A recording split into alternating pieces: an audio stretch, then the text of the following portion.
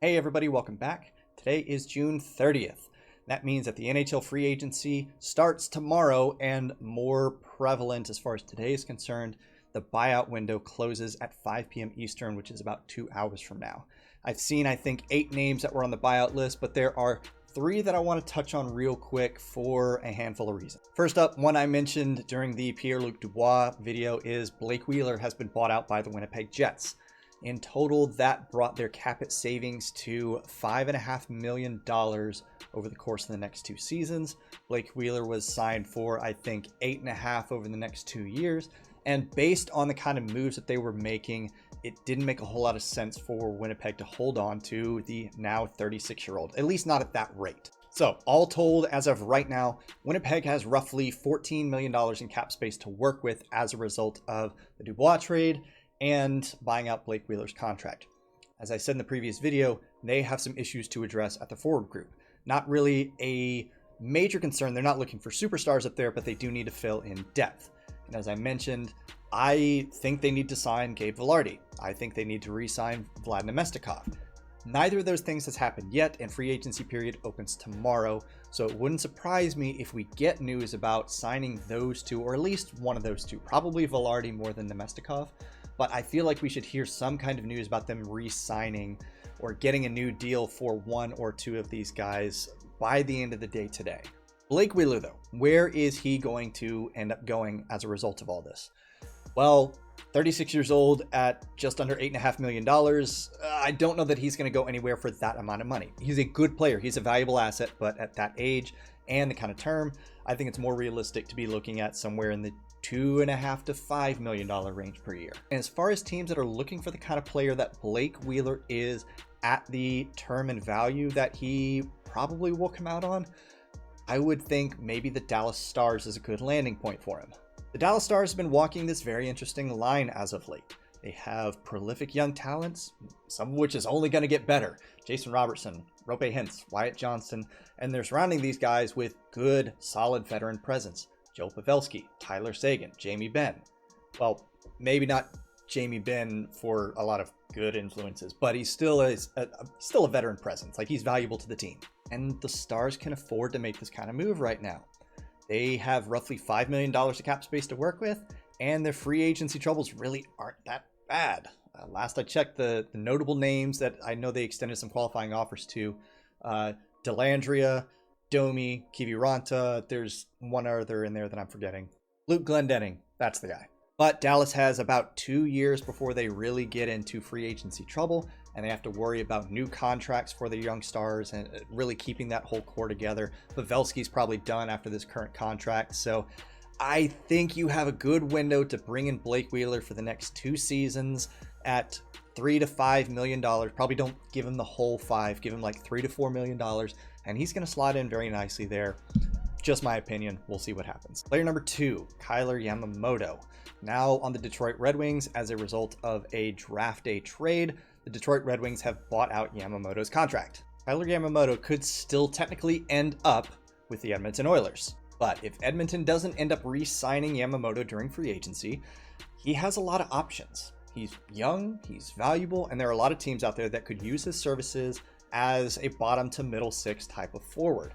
And with the kind of contract that he may command, he's not limited to just being on teams that aren't competitive. Like, there are some competitive teams that could very well take on his contract right now and make use of him. Winnipeg Jets being one of them. I could easily see him also going to rebuilding teams like Anaheim, like San Jose, or hell, maybe Chicago takes him and just continues to stack up on young talent down there. Who knows? I personally think it would be a very scary but entertaining move for Yamamoto to sign with the New Jersey Devils, especially after they just locked up Timo Meier long-term. They got Tyler Toffoli for 1 year after this trade. Now, the Devils have some other concerns they need to address, but also $10 million of cap space to do it with. They need to fill out the forward group a little bit. They need to sign a couple defensemen, but they should be good on their goaltending situation. So if you bring in Yamamoto for, let's say he gets a raise at $4 million for 3 years or so, you pretty much establish that you have, let's say in your top 3 lines, like forwards 1 through 9 is arguably the best in the league. I mean, imagine for a second a guy like Yamamoto playing on the right wing across from Timo Meyer. Probably wouldn't happen on the top line, but Jesper Bratt on line 2, Andre Palat on line 3. Oh man, there's some really good possibilities if New Jersey decided to go that route. Will they? I don't know, but I think that'd be entertaining to see. So Yamamoto to New Jersey, let's go. The last one is the most puzzling to me, and that's Matt Duchene being bought out by the Nashville Predators for a grand total of over $9 million over the next 6 seasons. My goodness. But what I don't understand about this move is he seems as foundational of a piece to this team as Roman Josi and Philip Forsberg and Juuse Saros. Like, that is the core that you wanted to build around. It's your source of leadership. It's kind of the everything for the Predators. At least I thought it was. And look, with Philip Forsberg, if he's coming back off of LTIR and he's going to play this season, that means that if they had held on to Matt Duchene, they're spending roughly $14 million to retain the two of them, and their cap space goes from $24 million to $10 million, and they do have some holes that they need to fill. So from a purely business perspective, I understand it. It makes financial sense. But from a club standpoint, a culture standpoint, hell, even a fan standpoint, I don't know about that one. Look, there are probably things going on behind the scenes that you don't often hear about as a fan. Maybe there are locker room issues with a guy like Matt Duchene that I don't know about. And if that's the case, then especially with Barry Trotz taking over this year, then yeah, he's going to pull this power move. And he's going to say, I'm going to rebuild the Nashville Predators with the culture that I want to. Again, that's speculation on my part, but if that's the case, then I guess I understand this move more. But if that really is the case, where would a guy like Matt Duchene actually end up? If he's not going to function well within a Barry Trotz system, what system would he actually function well in where they can afford it? My initial thought was maybe Montreal, but there's no way that they're going to be able to afford that. They're not going to touch him.